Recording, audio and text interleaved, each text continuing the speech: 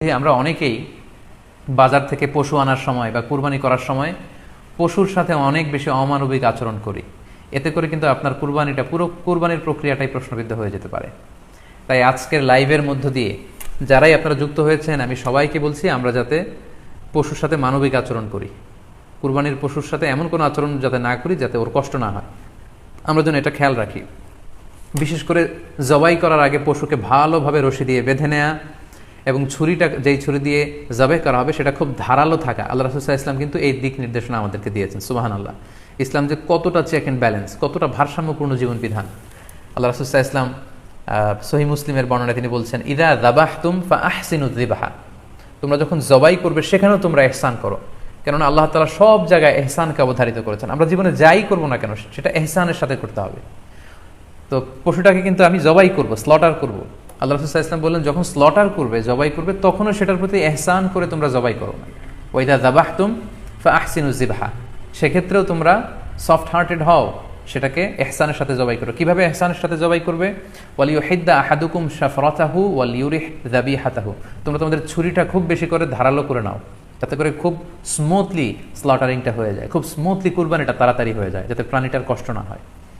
আমরা প্রায়ই আমাদের ব্যাখেয়ালে বা অবহেলাবশত কুরবানির পশু ট্রাক থেকে নামানো, হাট থেকে নিয়ে আসা, এমনভাবে আমরা কুরবানির পশুর সাথে ট্রিট করি, এতে করে কিন্তু অনেক অমানবিক আচরণ আমাদের দ্বারা প্রকাশ পেয়ে যায়। সো আমরা যদিও এটাকে জবাই করবো, আমরা যেন ইহসানের সাথে জবাই করি, এই বিষয়টা যেন আমরা খেয়াল রাখি। এটা হচ্ছে প্রথম রিমাইন্ডার। দ্বিতীয় রিমাইন্ডার হচ্ছে, আমাদের দেশে প্রায় এটা ঘটে, জবাই করার পরে অনেক কসাইরা তাড়াতাড়ি এই পশুটার দেহ থেকে প্রাণ বের হয়ে যাওয়ার জন্য ছোট ছুরি দিয়ে জবাই করা প্রাণীটার গলার মধ্যে খোঁচা মারতে থাকে, গলায় বারবার খোঁচা মারতে থাকে। এটা কিন্তু ঠিক না। স্পাইনাল কর্ডে যদি আপনি জবাই করার পরে বারবার খোঁচা মারেন, তাহলে কিন্তু এই প্রাণীটার অপমৃত্যু হতে পারে, অর্থাৎ এটা স্বাভাবিক কোনো মৃত্যু নয়। স্বাভাবিক মৃত্যু হচ্ছে জবাই করে দেয়া, এবং ইসলাম এটাকে আমাদের জন্য বৈধ করেছেন। আমরা জানি যে পাশ্চাত্যে গরুর মাথায় বুলেট মারা হয়, অথবা ইলেকট্রিক্যাল শক দিয়ে ওটাকে হত্যা করা হয়, অথবা ভারী কোনো লোহার হাতুড়ি দিয়ে গরুর মাথায় আঘাত করে সেটাকে মারা হয়। কিন্তু ইসলাম এগুলোকে নিষেধ করেছে। ইসলামের বিধান হচ্ছে স্লটারিং করা, আপনি জবাই করে দিবেন। সেক্ষেত্রে আমার মনে হয় 10 থেকে 15 মিনিট যদি আমরা একটু ওয়েট করি, গরুর দেহ থেকে সবগুলো রক্ত কিন্তু বের হয়ে যাবে, ফলে এটার গোশতটা উপাদেয় হবে আমাদের জন্য। কিন্তু আমরা যদি তাড়াহুড়ো করে, বিশেষ করে অনেক কসাই ভাইরা রুহটা যাতে তাড়াতাড়ি বের হয়ে যায়, প্রাণটা যাতে তাড়াতাড়ি বের হয়ে যায়, জবাইয়ের পরে আবার ছোট ছুরি দিয়ে স্পাইনাল কর্ডে খোঁচা মারতে থাকে, এটা কিন্তু ঠিক না। এতে করে যেটা হয়, এটা স্বাভাবিক মৃত্যু হয় না, বরং অপমৃত্যু হয়ে থাকে। আমরা যখন কুরবানি করি তখন প্রাণীটার শ্বাসনালী এবং কণ্ঠনালী কেটে যায়, এবং তারপরে রক্তনালী, যেটাকে ইংরেজিতে বলে জুগুলার ভেইন, এই জুগুলার ভেইনটা যখন কেটে যায় তখন কিন্তু প্রাণীটা আর ব্যথা পায় না। গবেষণায় দেখা গিয়েছে যে যদিও আমরা দেখি যে প্রাণীটা খুব ছটফট করে, লাফালাফি করে, কিন্তু আসলে সে ব্যথা পায় না। জুগুলার ভেইন যখন কেটে ফেলে তখন ব্রেইন তাকে স্পাইনাল কর্ডের মাধ্যমে হার্টে সিগন্যাল দেয় আরও বেশি পাম্প করার জন্য, আরও বেশি রক্ত পাঠানোর জন্য। ফলে দেহের সবগুলো রক্ত গলার ওই কাটা জায়গা দিয়ে কিন্তু বের হয়ে যায়। কিন্তু ওই মুহূর্তে আপনি যখন ছোট ছুরি নিয়ে এটার স্পাইনাল কর্ডে খোঁচাখুচি করতে শুরু করেন, তখন কিন্তু এটার অপমৃত্যু ঘটে, এটা স্ট্রোক হতে পারে, এটা হার্ট অ্যাটাক করে মারা যেতে পারে। তাহলে সেটা কিন্তু স্বাভাবিকভাবে জবাইয়ের মধ্যে দিয়ে মৃত্যুবরণ করলো না, বরং হার্ট অ্যাটাক করে বা স্ট্রোক করে সেটা মারা গেল। তখন কিন্তু আপনার কুরবানিটা প্রশ্নবিদ্ধ হয়ে যেতে পারে।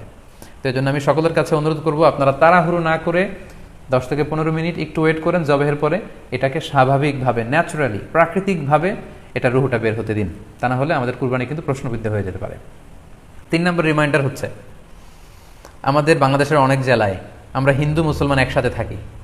আমার কাছে নিউজ এসেছে যে অনেক জায়গায় অনেকে হিন্দুদের মন্দিরের সামনে কুরবানির গরু জবাই করে। এটা ঠিক না, কারণ আমরা জানি যে ওরা এই গরুর পূজা করে থাকে। সো আমরা এমন কিছু করব না যেটা ওদেরকে খুব বেশি কষ্ট দিবে।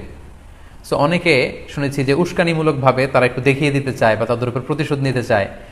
এরকম করে অনেক সময় হিন্দুদের বিভিন্ন গ্রামে মন্দিরের সামনে এই কুরবানির ব্যবস্থাপনা করা হয়। আমি বলবো যে আমরা এটা যাতে না করি। আমরা হিন্দুদের যে উপাসনালয় আছে, আমাদের হিন্দু ভাইদের উপাসনালয়গুলোকে স্কিপ করে এমন জায়গায় কুরবানি করব যাতে করে তাদের এই দৃশ্য দেখা না লাগে, এবং তাদের এবাদতগাহের সামনেও যাতে আমাদের এরকম পরিস্থিতি তৈরি করতে না হয়। আমরা যাতে সাম্প্রদায়িক সম্প্রীতি আমাদের এবাদতের মধ্য দিয়ে বজায় রাখতে পারি, এবং কোনো ধরনের উস্কানিমূলক কর্মকাণ্ডে যেন আমরা কখনোই যুক্ত না হই।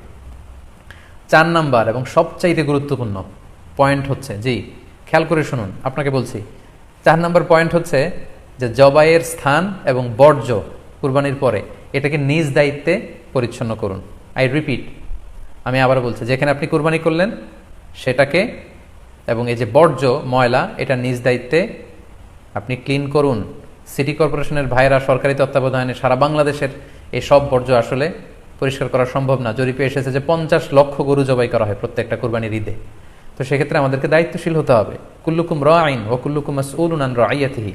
আল্লাহ রাসূল সাল্লাল্লাহু আলাইহি ওয়াসাল্লাম বলেছেন, তোমরা প্রত্যেকে দায়িত্বশীল, আর তোমাদের প্রত্যেকের দায়িত্বের ব্যাপারে কিয়ামতের ময়দানে আল্লাহ তাআলা কিন্তু তোমাদেরকে জিজ্ঞেস করবে। তাই আমরা যেন নিজ দায়িত্বে এই কুরবানির করার স্থান এবং বর্জ্য যেন পরিষ্কার করি। ব্লিচিং পাউডার দিয়ে বেশি করে পানি মেরে আমরা যেন পরিষ্কার পরিচ্ছন্ন রাখি, কারণ আত-তুহুরু শাতরুল ঈমান, পরিষ্কার পরিচ্ছন্নতা এটা হচ্ছে ঈমানের অঙ্গ। এই বিষয়টা জানে আমরা খুব গুরুত্বের সাথে নেই এবং নিজ নিজ কুরবানি আমরা যেখানে দিলাম সেই জায়গাটা যেন আমরা পরিষ্কার করি। বিশেষ করে বিভিন্ন সংস্থা যারা অনেক অনেক কুরবানি করবেন, ভলান্টিয়ারলি বিভিন্ন কুরবানি করে কুরবানির গোশত বিতরণ করবেন, আপনারা এরকম ভলান্টিয়ারলি ক্লিনলিনেস ক্যাম্পেইন করতে হবে, যাতে কোনো ধরনের রক্ত, ময়লা, বর্জ্য, আবর্জনা না থাকে। এই ব্যাপারটাকে যেন আমরা খেয়াল রাখি। সর্বশেষ হচ্ছে, অনেকে জিজ্ঞেস করেন যে ফ্রিজে রাখা যাবে কিনা। জি, কুরবানির গোশত ফ্রিজে রাখা যাবে। ইবনে আব্বাস রাদিয়াল্লাহু তাআলা আনহুর মত অনুযায়ী 3 ভাগ করা উত্তম, তবে এটা আবশ্যক নয়। আপনি 1 ভাগ নিজে খাবেন, 1 ভাগ আত্মীয় স্বজন প্রতিবেশীদের দিবেন, আরেক ভাগ গরিব দুঃখীদের মাঝে বন্টন করে দিবেন, এটা উত্তম, কিন্তু এটা আবশ্যক নয়। পুরো গোশত যদি আপনার লেগে যায় আপনি ভোগ করতে পারেন, আর যদি আপনার কাছে অতিরিক্ত গোশত থাকে এটা আপনি আত্মীয়দের দান করুন, গরিব আত্মীয়দের আপনি উপহার দিন, গরিব মিসকিনদের, সুবিধা বঞ্চিত মানুষদেরকে আপনি এগুলো দান করুন। কারণ সূরাতুল হজ্জের 28 নম্বর আয়াতে আল্লাহ তাআলা বলেছেন, ফাকুলু মিনহা ওয়া আত'ইমুল বাঈসাল ফাকির, তোমরা কুরবানির এই গোশত নিজেরাও খাও এবং অভাবী লোকদেরকে দাও। এবং সহিহ বুখারীতে আল্লাহ রাসূল সাল্লাল্লাহু আলাইহি ওয়াসাল্লামের একটি বর্ণনা, আল্লাহ রাসূল সাল্লাল্লাহু আলাইহি ওয়াসাল্লাম বলেছেন, কুলু ওয়া আত'ইমু ওয়াদাখিরু, অর্থাৎ কুরবানির গোশত তোমরা খাও, ওয়া আত'ইমু মানে অন্যদের খাওয়াও, ওয়াদাখিরু এবং তোমরা এটাকে প্রিজার্ভ করে রাখো বা জমা করেও রাখতে পারো। অর্থাৎ আপনি চাইলে ফ্রিজে রাখতে পারবেন, আপনি পরবর্তীতে খেতে চাচ্ছেন আপনি রাখতে পারবেন ইনশাআল্লাহ। সো উত্তম হচ্ছে 3 ভাগ করে 1 ভাগ নিজে খাওয়া, 1 ভাগ আত্মীয় স্বজনদের, প্রতিবেশীদের দেয়া এবং 1 ভাগ অভাবী, সুবিধা বঞ্চিত গরিব মিসকিনদের মাঝে বন্টন করে দেয়া। এবং অবশ্যই অবশ্যই যাদের সামর্থ্য আছে আপনারা বেশি বেশি কুরবানি করুন, এবং এই কুরবানির মধ্য দিয়ে আমরা অনেক অনেক প্রান্তিক জনগোষ্ঠী, সুবিধা বঞ্চিত মানুষ, তাদের কাছে আমাদের সহায়তাগুলো পৌঁছে দিতে পারবো। আমাদের বাংলাদেশের অনেক জেলায় আমরা হিন্দু মুসলমান একসাথে থাকি। আমার কাছে নিউজ এসেছে যে অনেক জায়গায় অনেকে হিন্দুদের মন্দিরের সামনে কুরবানির গরু জবাই করে। এটা ঠিক না, কারণ আমরা জানি যে ওরা এই গরুর পূজা করে থাকে। সো আমরা এমন কিছু করব না যেটা ওদেরকে খুব বেশি কষ্ট দিবে।